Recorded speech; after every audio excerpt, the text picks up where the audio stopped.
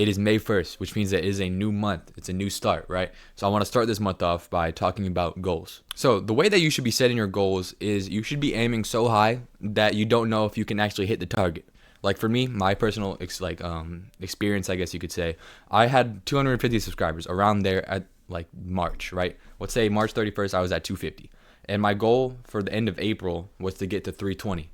And I've been doing YouTube for a year and a half, which means that if I want to get like a 20% increase in subscribers, that's kind of crazy in 1 month. So that was my goal, right? So I was like, I don't know if I can hit that or not, so I'm gonna shoot at it. If I hit it, I hit it. If I don't, I'll get somewhere near it, right? And that's how you should be setting your goals. You should be always aiming so high that you don't know if you can achieve it or not. Like let's say, like for me, with my goals, I only achieve like half of them, and I'm cool with that.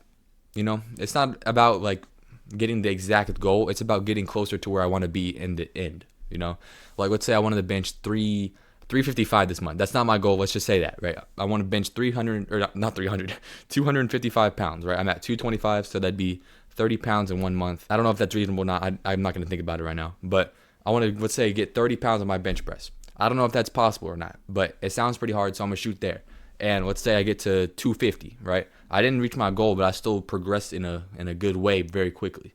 So that's how you should be doing all your goals. You should be aiming so high that you don't know if you can hit it, because even if you aim high, right? Let's say you miss the target, right? You still go pretty high though. Whereas if you aim, let's say at this street target, right, and you hit the target, it's still not as high as if it was up there. You get what I'm saying? So always aim high with your goals. And one reason you should be doing that is because when you have goals that you don't know if you can achieve, like for me, 10,000 subscribers is my goal for the end of this year. As you can see, I'm at like 316 right now. So that's like a 30 times increase in 6 months, something like that. So that sounds pretty impossible almost, right? I don't know if I can do it or not. I believe in myself. I'm gonna work every day, and because that work or that goal is so high up there, it pushes me to work hard every single day towards that goal.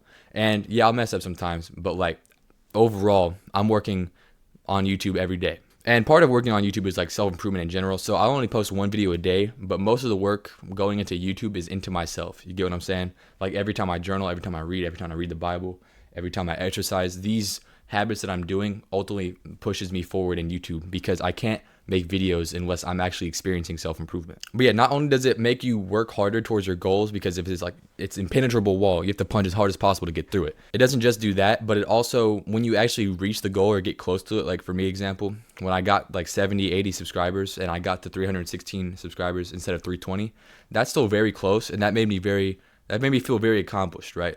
The fact that I set this impossible goal for myself, or what I seem to be impossible, or nearly impossible, and I almost got it.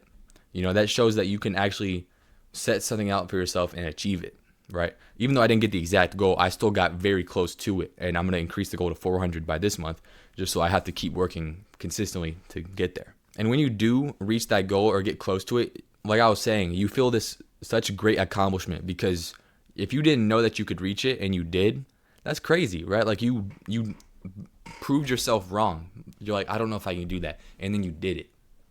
Like that's pretty cool, right? That feeling is amazing. So that is why, and that is how you should be setting your goals. Aim as high as possible so that you work as hard as possible so that you get as far as possible. But yeah, that's all I got. So if you want to learn how to be saved, I have a video here. And if you want to learn how to start with self-improvement, video here. If you are interested in both of those topics, you should make your For You page about them. So, subscribe, like the video, all that stuff. Helps both of us.